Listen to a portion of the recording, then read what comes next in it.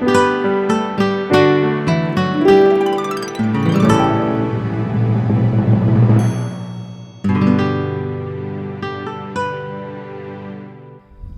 us once again to talk about research is Bob Wettemann, a Regents Professor here at Oklahoma State University. Bob, let's talk about feed efficiency. One of the important things in beef production is the amount of feed that's necessary to maintain a cow herd. About 70% of the feed needed for beef production is associated with that which the cows eat. One of the things that we think is important is if there's a way that we can identify cows that are more efficient. Cows are like people. Some are more efficient and can store their fat better than others. Can we identify cows that are more efficient so that we can select those animals to decrease the cost of maintaining the cow herd? All right, so what are you doing to find those efficiencies? One of the things we're looking at is to determine how much feed is required to maintain a cow when she's pregnant, to try to look at, can we look at animals that require less feed?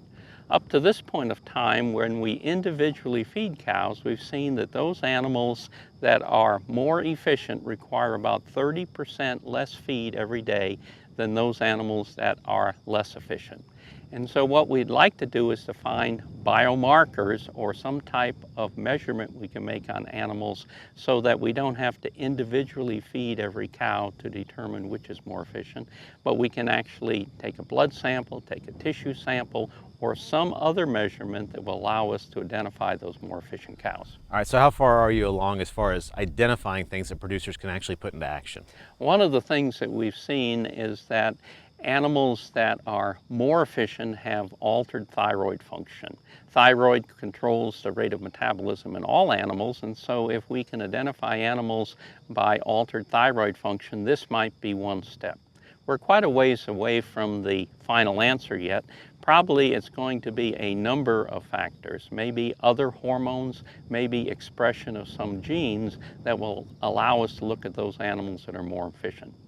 The important thing is, I think, that we recognize that this variation does exist, and so what we have to do is to find a way that we can identify those animals that are more efficient. All right, so in the meantime, what can producers be doing with the herd they have right now?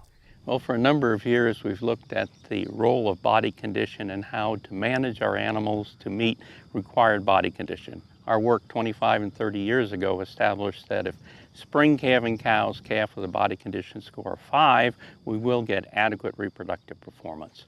And so what we can use this as a very important tool to meet the needs of the animal. We can observe cows and feed them to calves of 5 so that we'll have good reproductive performance. Fall calving cows, usually not a problem because they have summer grass, and so they're usually in 6 or 7 body condition score at the time of calving.